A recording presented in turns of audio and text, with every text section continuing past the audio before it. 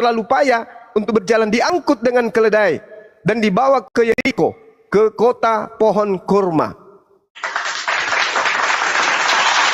Ya, oke, Bang Juma, terima kasih. Saya bener respect banget sama Bang Juma nih ya. Saya udah cukup lama mengikuti gitu, ngelihat Bang Iya, Juma. makasih Bang. Maafkan kalau saya agak ngegas, Iya, kalau orang yang susah mendengar. Silakan.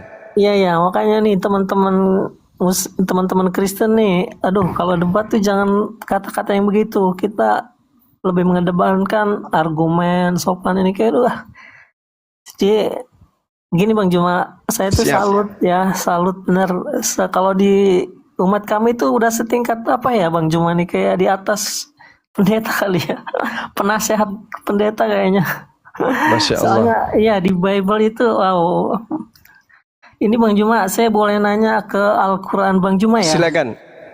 Kayak yang di Ali Imran ayat 59 yang sering didiskusikan itu Bang Juma ya. Yang sesungguhnya misal penciptaan Isa di sisi Allah adalah seperti penciptaan Adam. Allah menciptakan Adam dari tanah, kemudian Allah berfirman kepadanya, jadilah seorang manusia, maka terjadi. Nah, di sini Bang Juma, Allah tuh menginformasikan bahwa Isa itu penciptaannya sama seperti Adam ya, diciptakan dari tanah, kemudian Allah berfirman, jadilah, maka jadi. Nah, pertanyaan saya, kalau Isa kan berproses nih Bang Juma ya, walaupun Kun juga berproses melalui pengandungan Maria ya, pada umumnya 9 bulan gitu ya. Nah, kalau Adam ini proses penciptaannya tuh apakah gimana Bang Juma? Apakah ada proses atau kun jadi kemudian langsung jadi begitu? Terus di sisi lain Adam ini manusia pertama gitu. Gimana tuh pandangan Bang Juma gitu? Terima kasih. Iya, baik. Bismillahirrahmanirrahim. Inna mathala Isa indallah kamathali Adam. Khalaqahu min turab. Jadi kedua-duanya ini kemudian dicipta dari tanah. Itu yang dimaksud. Pesan yang disampaikan oleh Al-Quran, Adam diciptakan, Isa diciptakan. Itu yang ingin dipatahkan kemudian. Bahwa Isa itu adalah Tuhan. Yang namanya kemudian dipalsukan menjadi Yesus. Inna mathala Isa indallah kamathali Adam khalaqahu min turab. Summa qala lahu kun fayakun. Sesungguhnya perumpamaan Isa bagi Allah seperti Adam. Allah menciptakannya dari tanah. Kemudian Allah berkata kepadanya, jadilah, maka jadilah sesuatu itu. Jadi Adam ketika Allah menciptakan, Adam kemudian melalui proses pengumpulan, kemudian tanah, diambil tanah dari bumi, lalu kemudian dikatakan kun, jadi manusia, jadi dicipta dari tanah. Isa pun dicipta dari tanah, dari saripati makanan yang dimakan oleh ibunya. Kemudian Isa alaihissalam menjadi manusia yang dicipta. Lahir dia sebagai ciptaan, besar dia sebagai ciptaan, manusia dia sebagai ciptaan. Ini yang dimaksud. Untuk mematahkan kemudian argumentasi orang-orang zalim yang mengatakan Tuhan nuzul menjadi manusia, padahal manusia ini adalah ciptaan. Orang-orang Yahudi menyebutnya Yesua, orang Aram menyebutnya Iso, orang Barat menyebutnya Yesus, orang Indonesia menyebutnya Yesus, kami umat Islam menyebutnya Isa. Ya, jadi ciptaan, beliau diciptakan. Coba Anda lihat di dalam Yohanes 1 nomor 3. Segala sesuatu dicipta oleh dia. Dia siapa? Firman. Firman ini apa? Kalam. Kalam ini apa? Sifat. Sifat apa? Sifat berkata-kata yang melekat pada diri Allah. Kun.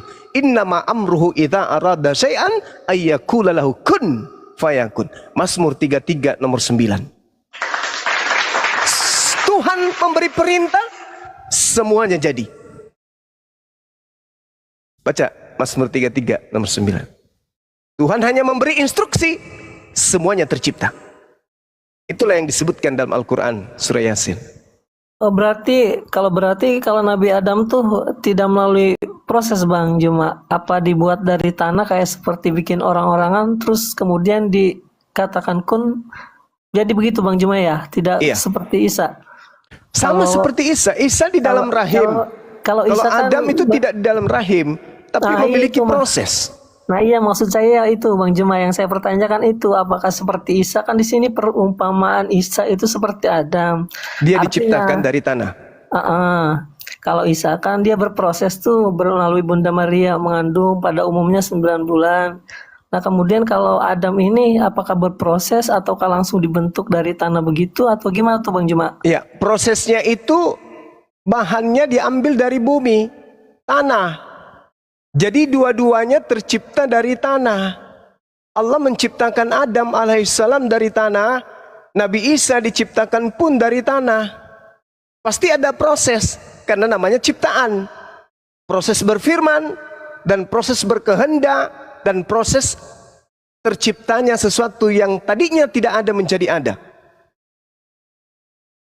Makanya Allah mengatakan itu dalam Al-Quran, aku hendak menciptakan pemimpin di bumi.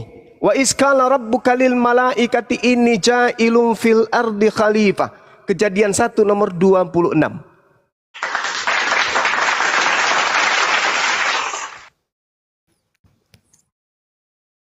Silakan Bang. Baik Bang Juma, terima kasih jawabannya. Iya. Dan ada pertanyaan lagi nih Bang Juma terkait tentang iman Muslim ya, yang di Siap. rukun iman yang ke-6 kalau nggak salah, sama apa itu ya, takdir apa ya, takdir ya, kadar dan kadar gitu ya. Iya.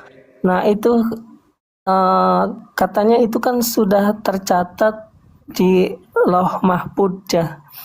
Itu apa di surat Al-An'am ya ayat 59.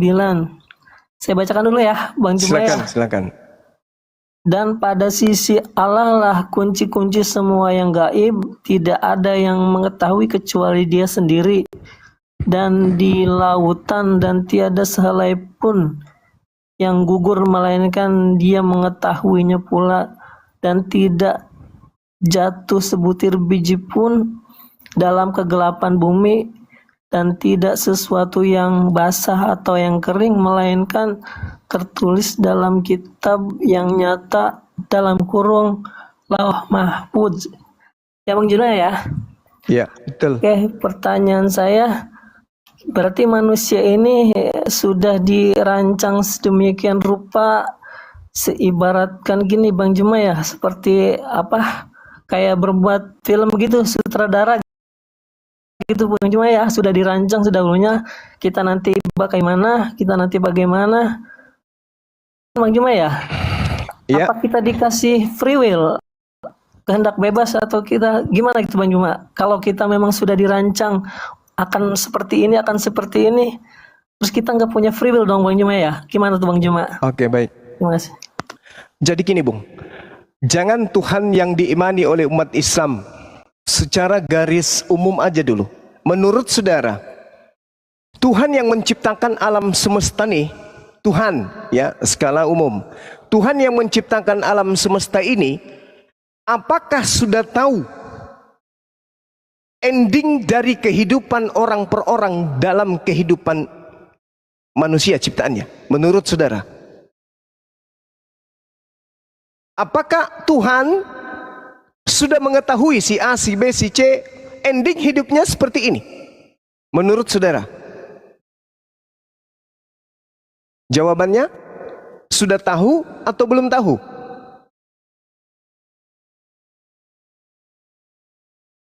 Bung Deswa.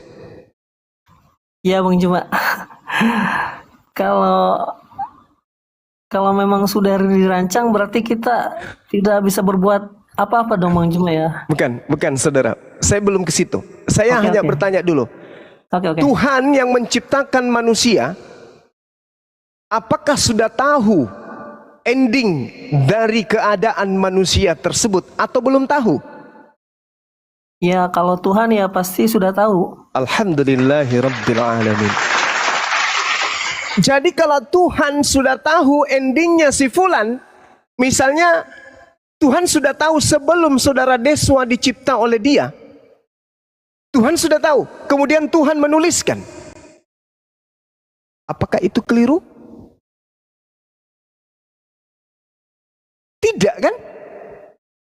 Jadi jangan disalahartikan seakan-akan Tuhan sudah menggariskan Anda sesuai dengan catatannya. Tidak. Tuhan tahu sebelum Anda dicipta menjadi manusia, Tuhan tahu kelakuan Anda di usia sekian, di usia sekian, di usia sekian, di usia sekian. Allah sudah tahu sebelum Anda melakukan itu, Allah sudah tahu. Maka dituliskanlah kemudian seperti yang Anda gambarkan tadi. Kok bisa kayak begitu? Yes, Al-Quran menerangkan itu, Bung. Allah Subhanahu wa ta'ala menjelaskan, wa qulil haqqu mir rabbikum. Kebenaran telah kuserahkan semuanya ke atas muka bumi ini. Semua kebenaran telah kuserahkan kepadamu, wahai Nabi Muhammad. Semuanya telah kutumpahkan. Makanya Yesus berkata, masih banyak hal yang ingin aku ajarkan, tapi kamu belum sanggup untuk menanggungnya. Tapi ketika roh kebenaran itu datang, dialah yang akan mengatakan segala sesuatunya tentang hukum-hukum, keadilan, dan pengisapan dunia akan dosa. Al-Quran mengatakan, wa qulil haqqu mir rabbikum. Katakanlah kepada manusia, wahai Nabi Muhammad, kebenaran itu telah datang dari Tuhanmu. Barang siapa yang menghendaki beriman, hendaklah ia beriman. Barang siapa yang menghendaki kafir, hendaklah ia kafir. Tidak ada paksaan, kehendak free will. Tetapi ketika Anda kafir, mati dalam keadaan kafir, jauh sebelumnya, catatan itu sudah ada diketahui oleh Allah. Bukan dicatat dulu, prat, lalu Anda mengikuti catatan itu. Tidak. Allah menciptakan Anda dulu, lalu Anda menjalani hidup Anda sendiri. Tapi sebelum Anda menjalani pun, Allah sudah tahu ending hidup Anda. Jadi dicatat endingnya sesuai dengan apa yang Anda lakukan setelah hidup. Nggak sama seperti film. Kalau film, sutradara yang memaksa kita untuk berlakon. Kalau Allah tidak. Anda belum berlakon, Allah sudah tahu. Jadi sudah dicatat. Bla bla bla bla dan seterusnya. Itulah yang diterangkan dalam Al-Quran yang Anda baca tadi. Allah mengetahui, wa indahu mafatihul ghaib la ya'lamuha illa huwa. Dan kunci-kunci semua yang gaib hanya ada pada Allah. Wa ya'lamu ma fil barri wal bahr. Tidak ada yang mengetahui selain daripada Dia. Dia mengetahui apa yang ada di darat dan apa yang ada di laut. Allah semua tahu. Sebelum terjadi Allah sudah tahu. Seperti ini adanya, seperti ini adanya. Si hambaku yang bernama Deswa lahir dalam keadaan ingkar kufur kepadaku. Tapi sebelumnya dia sudah bersaksi bahwa tiada Tuhan selain aku. Begitu dewasa dijadikan kufur oleh kedua orang tuanya. Tapi malah pada suatu saat di tahun usianya sekian dia bertemu dengan Bang Suma. Dia gunakan akalnya. Kemudian dia beriman kembali kepadaku sang penciptanya. La ilaha illallah Muhammadar Rasulullah. Kalau itu terjadi di dalam kehidupan saudara, berarti itu sudah tercatat di Lauhul Mahfuz. Kalau Anda ternyata tidak beriman kepada Allah dan Rasulnya, berarti itu Allah juga sudah tahu. Tetapi bukan Allah yang menjadikan Anda demikian. Anda sendiri, karena kebenaran sudah datang. Wa qulil haqqu mir rabbikum. Kebenaran itu sudah diberikan semuanya, datang dari Tuhanmu. Barang siapa yang mau beriman silakan, barang siapa yang mau kufur silakan. Beruntunglah orang-orang kafir, beruntunglah orang-orang ingkar, beruntunglah orang-orang Kristen yang kemudian bertemu dengan para apologet Islam. Kenapa? Karena mereka mendapatkan ilmu pengetahuan yang ikhlas, tanpa perpuluhan. Mereka mengkaji Bible, menelaah Bible, mentadaburi kemudian Al-Quran, dan menjelaskan dua sisi tersebut. Kurang apa lagi? Kalau orang yang tinggal di hutan, hidup di zaman jahiliyah, tidak ada internet, jauh dari kehidupan era digital, mereka tidak mengetahui kebenaran, wajar. Tapi kalau sekarang orang mau menikmati perdebatan, diskusi lintas agama, ada TikTok, ada YouTube. Kebenaran apa lagi yang ingin disembunyikan di akhir zaman ini? Dari Bible ada yang tahu, dari Al-Quran ada yang ngerti. Kita tinggal mendengarkan, dan pola yang kita pakai takaran filter adalah akal. Karena kita ditunjuk oleh Allah sebagai pemimpin, maka jangan mimpi jadi pemimpin kepada orang lain kalau iman kita aja kita tidak bisa pimpin.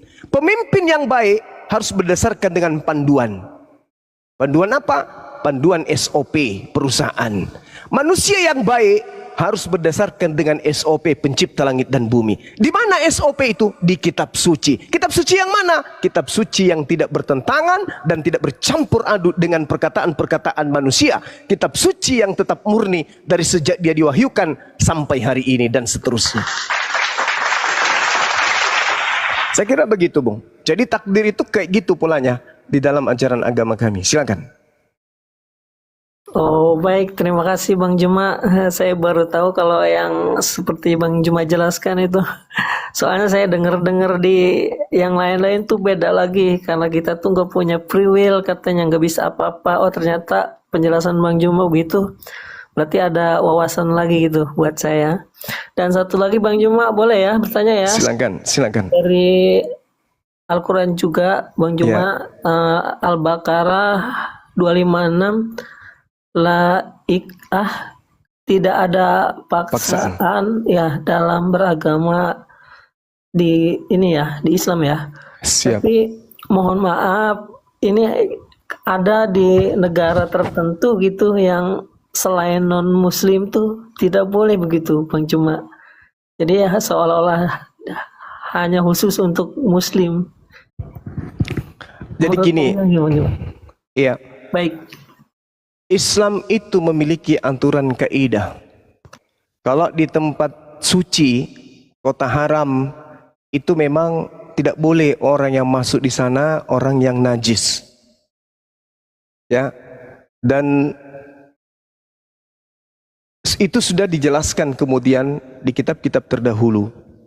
Jangankan di daerah tertentu, jangankan di kota Kudus, di kota suci, atau kota haram, orang-orang yang najis masuk ke dalamnya. Tempat-tempat suci aja ada orang-orang yang tidak boleh masuk, seperti di masjid, ya, orang haid nggak boleh masuk ke dalam, kecuali kemudian orang ini sakit dan seterusnya. Lalu kemudian orang-orang yang sedang junub nggak boleh masuk ke dalamnya. Nah, ketika kita berbicara mengenai pemerintahan Islam, kita lihat bagaimana Rasulullah melindungi orang-orang Yahudi, melindungi orang-orang Nasara, hidup berdampingan bertetangga, rukun mereka. Kewajiban seorang muslim adalah mengayomi, melindungi orang-orang di luar Islam. Ketika kemudian Islam menjadi penguasa, yang menjadi pemimpin pemerintahan, yang menjadi pokok pemerintahan adalah asas-asas Islam. Tidak boleh kemudian memerangi orang di luar Islam, nggak boleh, kecuali Islam diperangi lebih dulu. Nah, kalau yang sudah diumumkan di sini jangan dipijak, nggak boleh masuk orang yang non Muslim, itu memang jangan, karena itu adalah tempat-tempat sakral, tempat yang disucikan. Tapi kalau di luar daripada tempat itu silakan aja, tak ada larangan, tak ada larangan. Seperti itu, Bang. Baik, terima kasih Bang Juma. Iya. Mantap nih, udah dapat penjelasannya ya, wawasan baru. Dan saya menghimbau ini bagi umat-umat Kristen ya, kalau debat tuh nggak usah mengedepankan apa ya, omong-omongan yang kalau emang nggak punya wawasan, mendingan turun aja, jangan malu-maluin agama kita sendiri gitu loh. Iya. Terima kasih Bang Juma ya. Iya, sebelum Terima turun kasih. Bang, saya titip satu hadiah dari pertanyaan saudara tadi, boleh? Boleh, silakan Bang. Di dalam Yesaya 35 nomor 8, di situ akan ada jalan raya yang akan disebutkan jalan suci. Orang yang tidak tahir tidak akan melintasinya, dan orang-orang pandir tidak akan mengembara di atasnya. Orang-orang pandir ini maksudnya efif dalam bahasa Ibrani, orang-orang jahil, orang-orang bodoh, itu nggak boleh. Kemudian orang tahir, yang tidak tahir maksudnya tamek, orang najis yang tidak bersunat, makan babi, makan anjing, itu nggak boleh. Itu diterangkan di dalam kitab Yesaya 35 nomor 8. Nah, kalau berbicara mengenai tempat ini, itu hanya ada di Mekah, tak ada di tempat lain. Berarti ada memang tempat, di situ dikatakan akan ada jalan, akan ada. Kata akan ada itu haya dalam bahasa Ibrani. Jalan raya di situ artinya makhluk, artinya tempat orang-orang melintas, orang-orang yang suci yang melintas di situ. Nggak boleh orang najis, nggak boleh orang tamek, orang yang tidak bersunat. Itu di mana? Di tanah suci Mekah. Itu hadiah dari saya, Bung. Yesaya 35 nomor 8. Kenapa saya kasih hadiah ini?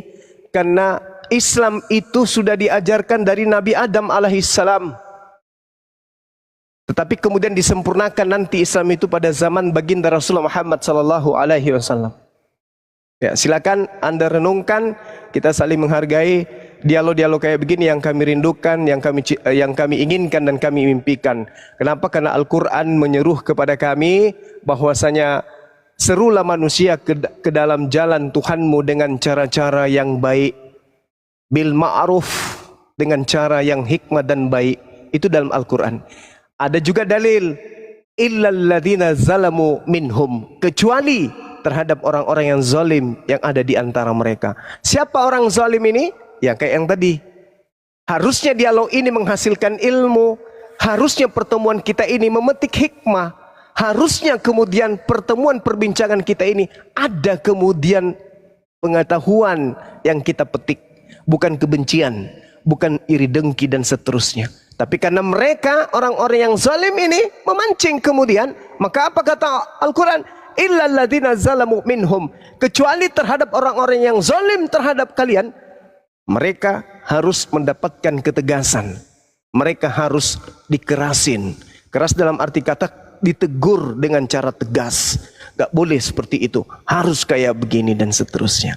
Jadi kami berbicara ada patokan dalam Al-Quranul Karim, dan apapun yang kami lakukan kami bisa pertanggungjawabkan. Saya kira begitu, Bang. Terima kasih Bang Deswa, Anda berdiskusi dengan sangat baik. Demikian. Baik, baik Bang Juma, terima kasih ya. Iya, Terima kasih sama-sama, Bang Bang. Juma untuk ininya. Sama-sama. Bunda Nora, terima kasih udah Ya, dinaikkan. sama-sama, Dek. Karena di saya sudah jam 1 lewat ya, jadi saya udah ini, saya mohon. Bang Ya, Deswa, silakan. Bang Deswa, boleh Turun ya. nambahin sedikit nggak, Bang Deswa? Terima kasih. Bang Deswa, Deswa, Ya, boleh kenapa? nambahin sedikit nggak? Ya, silakan. Mengenai soal takdir tadi ya, di Islam itu kan kami mengenal takdir, ada takdir yang bisa ditolak, ada takdir yang pilihannya ada di tangan kita. Kita percaya bahwa yang namanya takdir itu ada di tangan Allah. Kita percaya yang namanya kematian, rezeki, maut, jodoh itu ada di tangan Allah. Mari kita berpikir secara logika, bagaimana mungkin yang namanya Tuhan yang Bang Deswa banggakan itu bisa tahu yang namanya takdir di tangan beliau, kematian di tangan Tuhan Bang Deswa, sementara tangannya sampai sekarang kena paku. Ini bukan penghinaan, tetapi ini fakta. Ya, coba berpikir secara logika di situ. Ya, Allah Maha Tahu. Sayangnya memang Allah tidak memberitahukan kepada kita, tapi kitalah yang diberikan yang namanya pilihan sama Allah, mau melakukan yang kanan atau yang kiri. Pilihan ada di kita, mau kita ke kanan atau ke kiri, mau ke depan, mau ke belakang, itu pilihannya ada di kita semua. Ya, begitu Bang Deswa ya.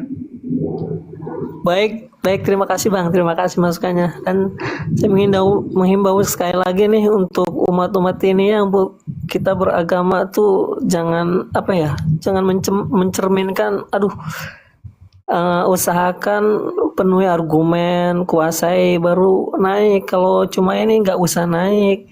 Baik, terima kasih ya semua. Selamat malam. Assalamualaikum Bang Deswa, sedikit aja dari saya. Izin Bang Juma ya. Mau Ya, saya cuma silakan. sampaikan aja. Silakan, Bang. Ini Bang Deswa, maksudnya Tuhan itu menciptakan manusia dan hewan itu beda ya. Jadi kita manusia itu Tuhan menciptakan akal dan nafsu. Jadi beda dengan hewan. Kalau hewan itu cuma nafsu, nggak punya akal. Jadi dari kita aja sendiri begitu. Oke, terima kasih. Assalamualaikum. Baik, baik. Terima kasih. Waalaikumsalam warahmatullahi wabarakatuh.